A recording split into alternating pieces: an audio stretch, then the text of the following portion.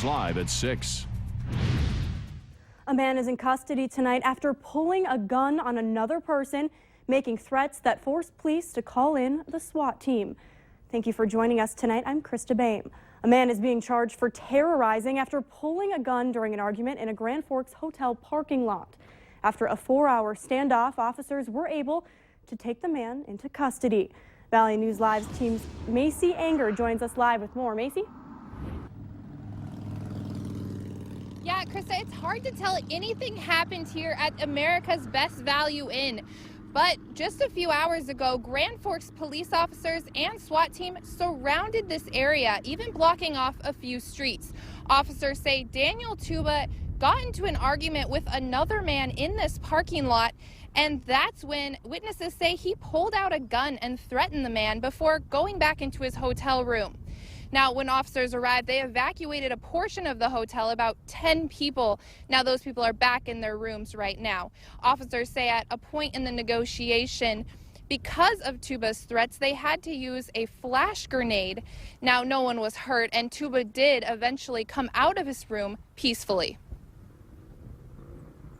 Right, at one point during negotiations, the suspect had made comments to the effect that there's only one police vehicle that he can see, and it must not be that important for him to come out, or something along those lines.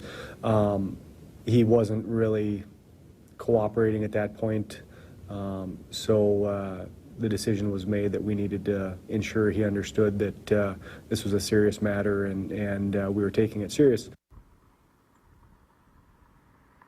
Now, Tuba has been charged with terrorizing. Officers say they don't know and haven't released specifics on how that argument started. Krista? All right, thank you, Macy, and we'll continue to keep you updated on the latest developments here on Valley News Live and valleynewslive.com. Well, it's been another beautiful day to enjoy during your holiday weekend. Let's check in with meteorologist Lisa Green. Lisa, are we going to be able to keep enjoying the sunshine? Fantastic day out there today, but this will probably be the nicest day of the holiday weekend. We've got some rain moving, and we'll show you that in a moment, but temperatures very nice, upper 60s to some low 70s in the southern valley, where we've seen some more clouds today. But look up north, right along the international border, we are close to 80 degrees at 79 in Langdon and Roseau right now. That's where we've seen the most sunshine. Really beautiful and pleasant across the board out there today. Here's a look at the radar. Looking quiet for the moment. There is some rain up to the north in Canada, but otherwise not much to show you here. But as we expand the view there, we are seeing some rain that's going to be approaching later today. We'll be talking about that and more for the rest of your holiday weekend, what you can expect to see coming up in just a few moments. And with such a nice holiday weekend so far, many of you have dusted off your boats and are hitting the lakes for a long holiday weekend. Otter Tail Sheriff's deputies are out too, keeping an eye on boaters, making sure they're not hopping lake to lake, spreading any aquatic invasive species. Valley News Team's Christina Craig spoke to some fishers who say, regardless of the regulations, it happens, and it's causing their casts to come up empty. It's been a long morning waiting for a bite. Oh yeah, we come up from the cities, for a long weekend or something, and we're coming up here to catch walleye. Reeling in each cast to discover nothing on the hook.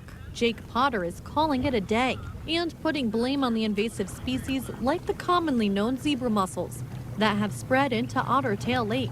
With the whole system of the lake, it just starts taking all the stuff that the walleye eat out of the lake, so then it just in turn makes everything bad. Something that's not natural to the lake, you don't want to bring into a lake.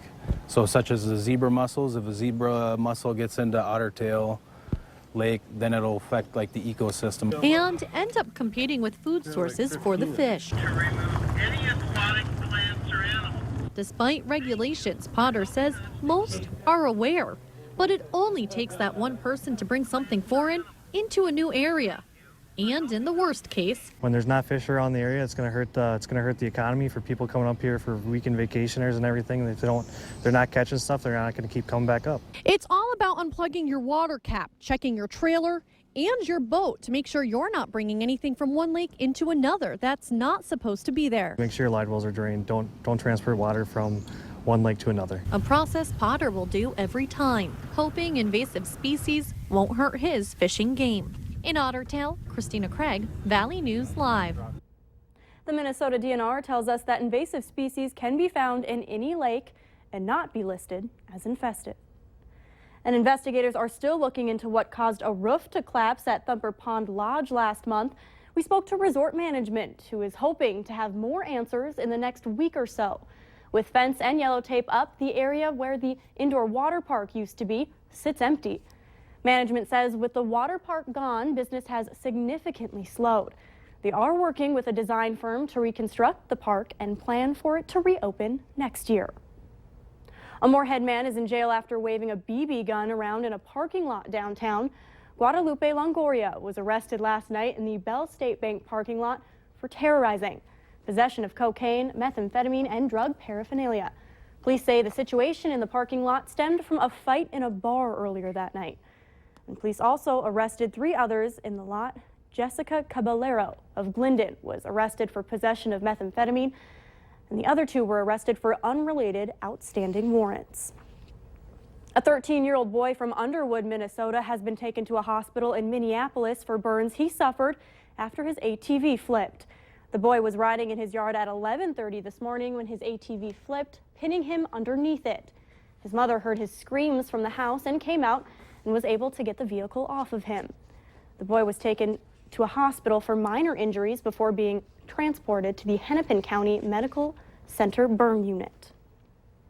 And the jaws of life were used to free a person from their vehicle early this morning. A car crashed into a tree and a light pole around 4 on the 300 block of Main Avenue. Westbound traffic was stopped so crews on the scene could extract the person from their car. And the extent of the driver's injuries have not been released. And many families are out on the road this holiday weekend, and a new report shows they're traveling across more than 800 bridges in Minnesota with major defects. 90% of them are maintained by counties or cities, which typically don't get federal money. Instead, those repairs are often paid for by state-level taxes. Many believe they won't be in the near future if we don't spend money to fix them. Chances are you've driven over them, aging bridges that need to be fixed. This report that recently came out called it a concrete tsunami that we're going to see. That new report by Transportation America looked at every state's bridges, and in Minnesota found 90% of the bridges deemed structurally deficient are locally operated, either by a county or a city. I wasn't aware that it was that many of the bridges that were on the local system, but we certainly knew that we had a bridge deficiency problem. The report also says that more than 1 in 10 Minnesota bridges are older than the Korean War. And that doesn't mean it's unsafe. It just means that maintenance is probably needed and eventual repair or replacement. The report does say Minnesota has made solid progress in large part because the state temporarily increased funding after the 35W bridge collapse. We're building nothing. Yet Ray LaHood, a Republican and former transportation secretary under President Obama, calls the state of our nation's bridges a national crisis. Congress has only been able to muster a potential 2-month extension of the Federal Highway Trust Fund, which uses the federal gas tax to fund infrastructure improvements. They have no idea where any of the money's coming from, and there is no plan to fix up America. None. A 2-month Band-Aid. That's a joke. Whatever it is, here in Minnesota, legislators just passed a transportation bill that kept funding at current levels. This as the clock continues to tick. The longer we wait, as always, the more it will cost. And later on Valley News Live at 6, a glass of lemonade for a great cause. What these kids are hoping to do with what they earn.